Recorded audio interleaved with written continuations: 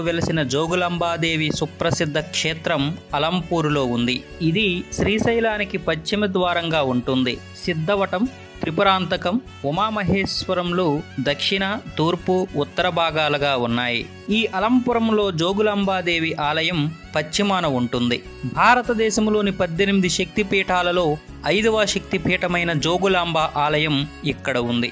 బాలబ్రాహ్మణేశ్వరుడు, జోగులాంబ ఇక్కడ ప్రధాన దేవతామూర్తులు. ఈ క్షేత్రం శైవ శక్తిపీఠంగా దక్షిణ కాశీగా పిలువబడుతుంది. అలంపురాన్ని కాశీక్షేత్రంతో పోలుస్తారు. బ్రహ్మేశ్వరుడే ఇక్కడ విశ్వేశ్వరుడు.